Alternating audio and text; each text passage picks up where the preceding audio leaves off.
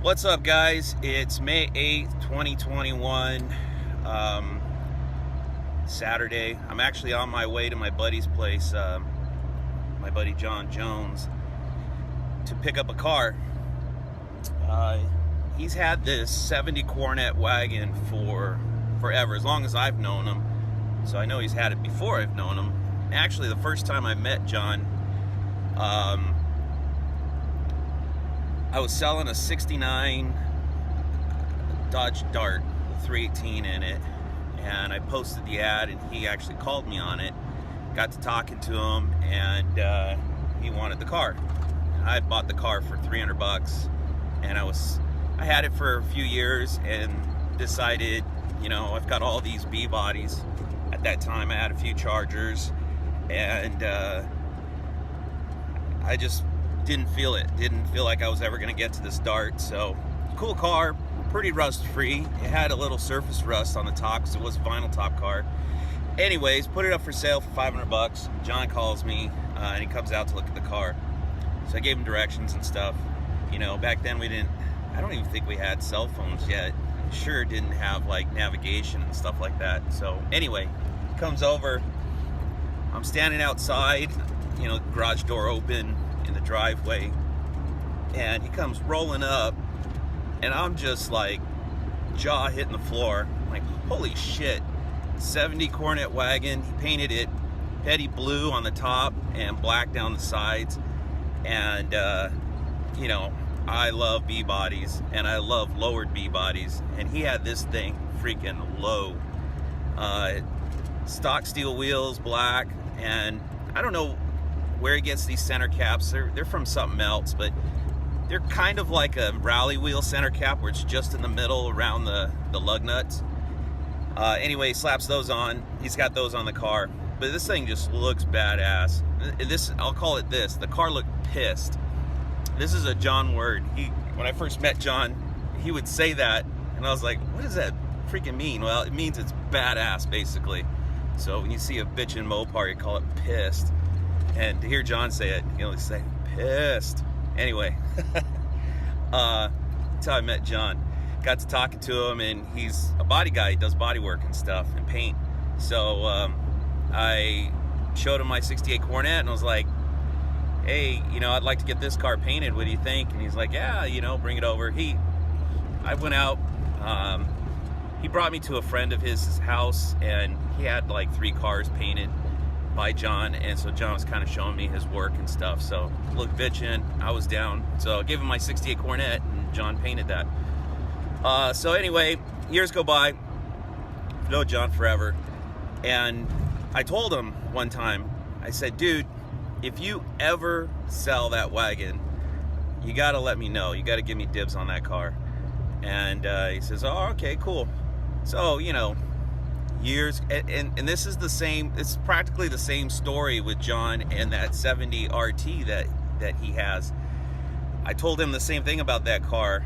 He's got a 70 RT that was cut, the back half was cut for a back half.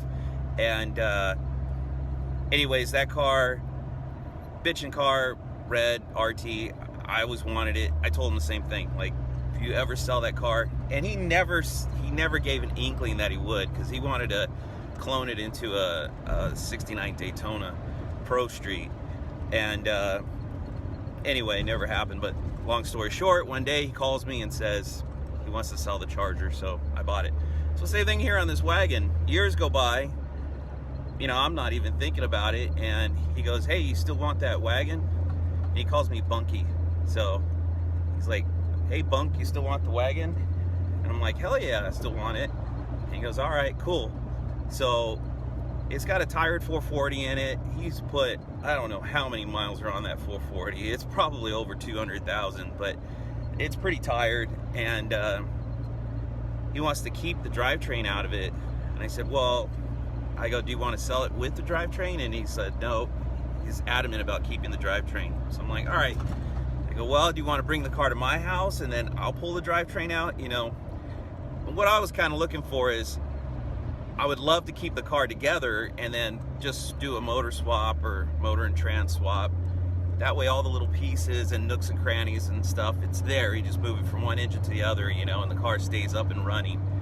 But he was adamant about pulling it out. I go, okay. So time drifts by. This was probably 5 or 6 years ago, you know, and he still has the car. I still haven't bought it from him, and he still hasn't pulled the 440 out of it. So probably 2 weeks ago, he says, hey, you gonna be ready to come and get the car in a couple of weeks? And I said, yeah, I'll do that. And again, I figured, yeah, whatever. I kind of forgot about it again. And then he just texted me the other day. He says, hey, you're still on for this Saturday? I'm like, oh yeah, sure, I'll come and get it. So I have no idea if the car still has a drivetrain in it or not, or if he ended up pulling it out. So I'm gonna find out. Basically on my way to go get this thing, and we'll see what it looks like. I know it's been sitting, and I know it's dirty. Sorry for my voice. This freaking road is like super bumpy. Anyways, we'll see how it goes. All right, we're rolling. So it's the 70 Coronet wagon. Yeah, this car I bought 25. I didn't actually buy this car 25 years ago. I traded a 69 Charger for this car. It was a complete 69 Charger that I paid like, I think I paid like $800 for it. It was a really nice, it was about as nice as that truck right there. Okay. And this was 25 years ago, and it was just minus motor and tranny. That's all it was missing. I traded that car for this car because I figured I could always get another 69 Charger. Yeah, because they're everywhere, and they were dirt cheap. Yeah. And but I couldn't get another Coronet. I've only seen 4 of these cars ever. Yeah. And that's counting this one. Yeah. So I'm thinking, this car's pissed. Yeah. I'm getting it. Yeah. Yeah. So this car's been to Oklahoma numerous times, and you know, I put 100,000 miles on it after it flipped 100,000 miles. You know, so it's got. So the I car. can do the math, but I think it has 200,000 miles. Yeah. Yeah. Hey, Steve. But the I did rally gauge conversion on it. I saw that. We gotta show that too. I think we could see it from here. So, yeah. Yeah, it's got rally gauges on it. So it's like a Dodge Charger or Yeah. GTX or something. Bitchin'. And this it's has an been 8-seater. Yeah, and this it had a 71 440 in it forever. It's a factory 33 car. Okay. Oh wow. All And right. the 71 440 had 100,000 on it when I first put it in. 50,000 miles later, I put another set of heads on it. So the short block has 200,000 miles on it. Wow. And it's been 127 miles an hour. Yeah. Oh. 276s. Yeah. It's got quadruple sway bars. It's got a 68 front sway bar on it, and it's got a 70 front sway bar on it. How does that attach to the lower control arm? You can show that. Oh shit. Well, that's crazy. Yeah, so the 70 goes through the K member, so it's up over here, and then the 68-9 style comes to the outside. Oh, and the frame is tight on this one too. No shit. Oh yeah. But I went pussy style with it. I didn't go through the floor. Oh. You took the easy route, huh? And then it has 2 rear sway bars on it. What? So the one of the rear sway bars is 85 Chevy Camaro IROC, Okay. and then the other one is 87 Dodge Diplomat. So No it's got shit. 2 rear sway bars on it. Wow. And it's got 1-inch torsion bars on it. I remember talking to Brian with the Coronet RT, the vitamin C burnt orange interior car. I was talking to him one time, and he said, he asked if I'd ever ridden with you in this wagon. And I said, no, I'd ridden with you in the Toyota Matrix before, and I thought you were a maniac. but I said, no, I never ridden in the wagon. And he goes, oh, he goes, that car drives like it's on rails. Well, this thing had 3-inch blocks on it. Yeah. That was years ago, but it's got 8 leaves per side. No shit. So it's pretty stiff. Yeah. You can't, it's like, you know, it doesn't, I mean, it's pretty stiff. Well, and you tow cars. I mean, I remember you towing cars with this. Yeah. This was like your tow truck. Yeah, it was psychotic. Yeah. You know, you got 5 foot of leverage Yeah. between the center line of the axle and the hitch ball. on a 117-inch wheelbase towing 6,000 pounds behind you. Fuck. It's nuts. It's, Yeah. it's stupid.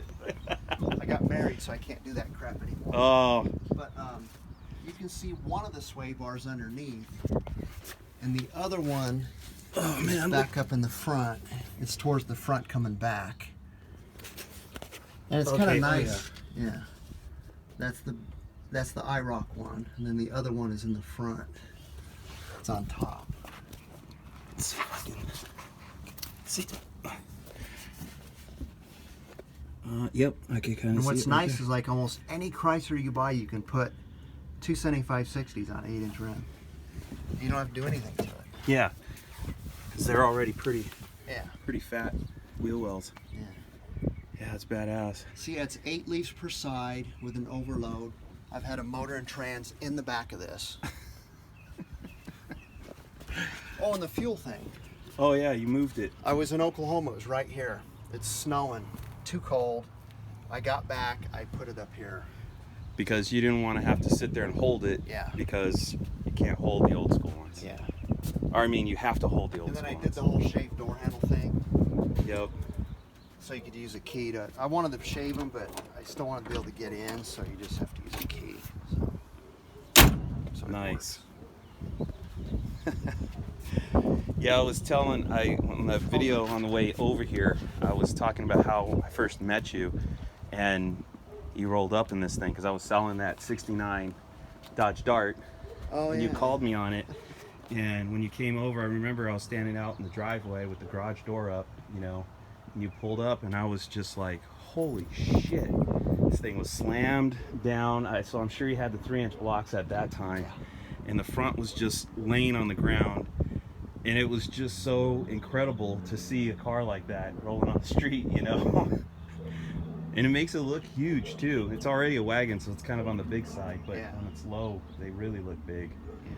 So I guess I should pan around all the Mopars too. People are gonna be like, "Oh, what's that over there? What's that?" So there's the D100. Yeah, that hopefully be yours soon. All right, It's, let's go look at it. Yeah, it's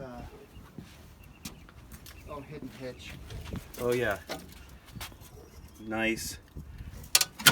I'm gonna definitely tow something with it. I got probably not a, 6,000 pounds worth of car or trailer, but Well, I had a Suburban on that trailer. You want to talk psychotic?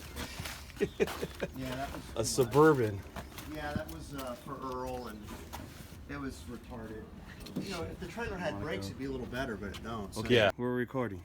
This car was going to get a Superbird nose. Okay. So when I painted it 20 years ago, I didn't cut the bottom of the fender because I figured black's easy to match, right? But Right. up here, I didn't want to mess with it, so I added the 3/8 of an inch right here to make this go straighter to intersect with the nose, because on Superbirds, this whole corner has a fill right here to make it transition to the nose better. Ah, yeah. So this has that.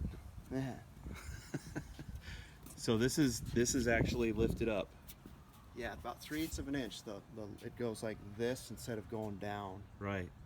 So Wow. this is not there for anything other than to fit the Superbird nose. I actually have another hood that I already made into the Superbird hood, and it's actually a Super B hood with the bulge on it. Oh, no shit. Yeah, it did that thing where it goes straight across. Oh, yeah. Yeah, you already cut the front part of it, Yeah, right? the Okay. beak off.